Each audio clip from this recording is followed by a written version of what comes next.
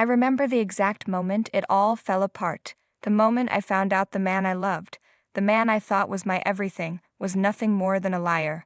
It was supposed to be our love story, the kind that everyone would envy, but instead it became my nightmare.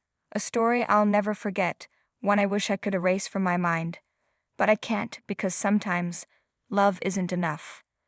When it's all over, you realize that trust, once broken, doesn't just fade away, it poisons everything, changes everything, and the worst part, you never see it coming. I didn't. He was perfect, or at least I thought he was. We met when I was at my most vulnerable, looking for something to believe in. He swept me off my feet, made me feel like I was the only one who mattered in the world. Our dates felt like fairy tales, each day more magical than the last. He had this way of making me feel like I was special. That was before everything turned dark, before I realized that all of it was a lie. I had no idea what he was doing behind my back. He had a way of making everything seem so perfect, until I saw the signs. Little things, you know? The late-night texts he tried to hide, the sudden need for space, the way he'd get so defensive when I asked a simple question, but I kept telling myself, I'm just being paranoid, he loves me. But then came the moment I'll never forget. I walked in on him talking to her, his ex, the one I was always suspicious of. She was there, right in front of him, laughing, touching him like she'd never left. And the worst part? He didn't even look guilty. His eyes met mine and nothing. No remorse, no shame, just that same cold smile that once made me feel loved. In that instant, I felt my heart shatter, like someone took a hammer to the one thing that kept me alive. I could feel the betrayal in my bones. The trust I had so blindly placed in him, gone, just like that. I didn't leave immediately, though. It's strange how the mind works, how even when you know you've been betrayed, you don't know what to do. You don't know if you should confront them, scream, or just walk away and never look back. So I stayed. I stayed because I didn't want to believe it was happening. I stayed because I loved him. Because somewhere deep down, I wanted to believe the lie that he'd never hurt me. But the truth was right in front of me, staring me in the face. And I couldn't unsee it. At first, I confronted him about it. I asked the questions I was terrified to ask. Why her? What happened?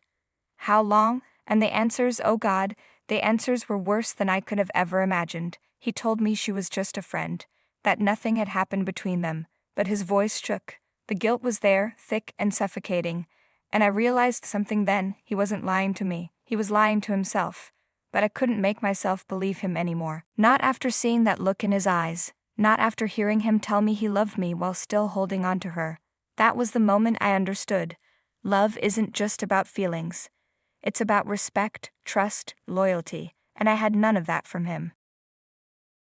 I tried to keep it together. I wanted to believe that somehow we could work through this. That maybe he'd realize what he had lost. But he didn't. The guilt didn't last long. Soon he was back to his old ways, pretending nothing happened, acting like we were fine. Like I was fine. Like I was the one who was supposed to forgive him. And the worst part was, I wanted to. I wanted to forgive him. I wanted to move past it. But deep down, I knew I couldn't.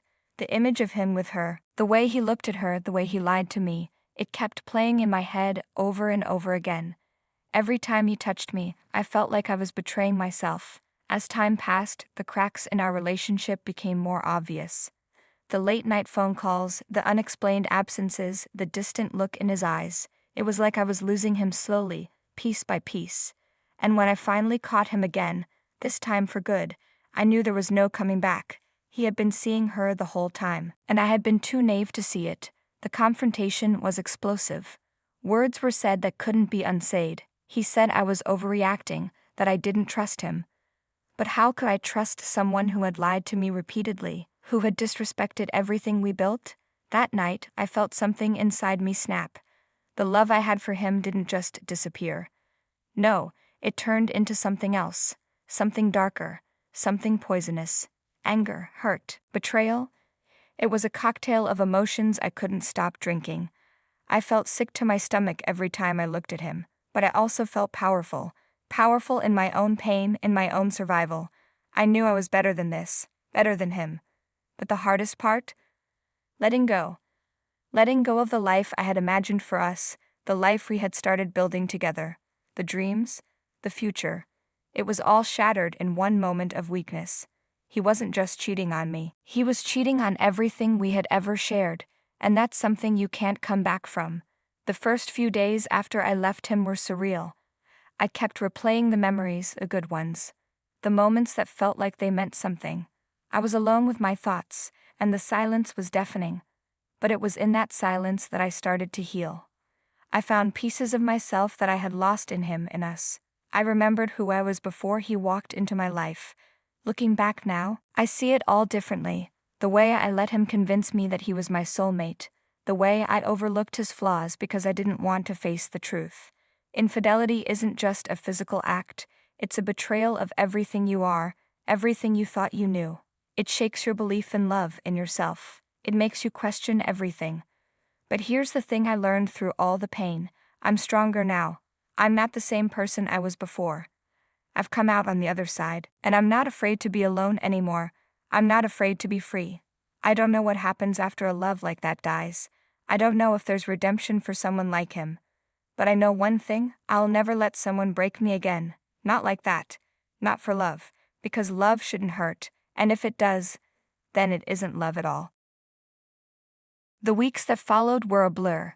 I remember feeling like I was living in a fog, disconnected from everything around me. The world moved on while I was stuck in my grief, rehashing every conversation, every moment, trying to find a clue I'd missed. I would have never guessed that the man I had been with for years, the man who held me at night, promised me the future, was capable of this kind of betrayal, the lies, the manipulation, that all flooded in after the storm. You think you know someone, right? But the truth is, we only know what they want us to know. And sometimes what they want us to see is nothing more than a carefully constructed illusion. That illusion is what I had fallen in love with, and when it shattered everything. And then came the guilt, the crushing weight of guilt. How could I have been so blind? Why didn't I see it? I had trusted him with my life, and I had given him everything, every part of me, every secret, every fear. But in the end, it wasn't enough. I wasn't enough. I had convinced myself that our love story was untouchable, that we were different, that we could withstand anything. But infidelity doesn't care about love, doesn't care about promises. It's a disease that infects everything it touches, and it didn't leave us untouched. I couldn't escape the thought that I should have known better. Maybe if I'd paid more attention, maybe if I'd been more suspicious, more paranoid, I could have caught it sooner. But it wasn't my fault. That's what I had to remind myself every day. He did this. Not me. His actions, his choices, or what broke us. It was strange though, because despite the anger, despite the rage, there were moments when I missed him. I missed his smile. The way he made me feel like I was the only woman in the room. I missed the way his hand felt in mine. I missed us. And that was the hardest part, to love someone who had hurt you so deeply and yet still long for them. The heart is complicated that way, isn't it? It clings to what once was, even if that thing was never real. I knew, deep down, that I had to let go. But it wasn't easy. When the heart is still in love with a lie, it takes time to break free. And even when you think you're free, the memories of what you thought was real come back, pulling you back into the dark. But then something shifted in me. I stopped crying. I stopped begging for closure I would never get. I started focusing on me, the woman I had forgotten in all of this. The woman who deserved better. I started asking myself hard questions. What did I learn from this? How do I rebuild? And most importantly, what comes next? For a long time, I thought I would never be able to trust again. I thought I would never be able to love again. I thought that part of me was broken forever. But time has a funny way of working. It doesn't heal all wounds, but it helps you understand them. It helps you put the pieces back together, even if they don't fit perfectly. I met someone new. Not right away, of course. That would have been impossible, but I did. And when I met him, something shifted again. He wasn't the answer to my pain, but he was the answer to my own fear. He showed me that there are still good men out there, ones who will treat me with the respect I deserve. It wasn't perfect. Nothing ever is, but I could breathe again. I could trust again, even if it was little by little. But here's what I learned from all of this, from all the heartbreak and betrayal. I am enough. I was always enough, and anyone who couldn't see that wasn't worth my time. The hardest part about infidelity is not the betrayal itself. It's the aftermath, the constant replaying of the moments you thought were perfect, the lies you were told and told yourself, the things you did for love that you thought would be enough, but weren't. You're left with the wreckage, and the hardest thing is trying to rebuild from it.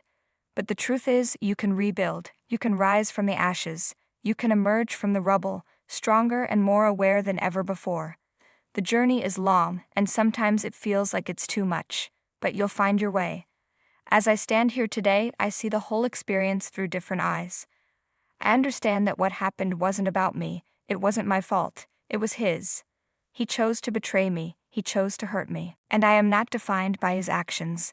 I am defined by my ability to survive them. I am defined by the strength I didn't even know I had. So here I am, moving forward, not because I want revenge, not because I want to hurt him the way he hurt me, but because I deserve more. I deserve a love that's honest. A love that doesn't break, and even if it takes a while to find it, I know now that I'm worthy of it. If you're watching this, and you're going through something similar, please listen to me when I say this. You will survive this. You will. It might feel like the world is falling apart. It might feel like you're never going to find a way out, but you will. And when you do, you'll look back at the person you were before, and you'll realize how far you've come. You'll realize you are stronger than you ever thought possible. You don't have to stay in a place of pain. You don't have to stay in a relationship that isn't right for you. You don't owe anyone your peace. Take back what's yours. Infidelity isn't just a betrayal of trust, it's a betrayal of yourself. But it doesn't have to destroy you. You have the power to heal. You have the power to move on.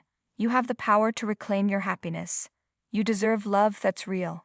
And even though it's hard to believe after the pain, it's out there. You'll find it when you're ready. You just have to believe that you're worth it, and you are.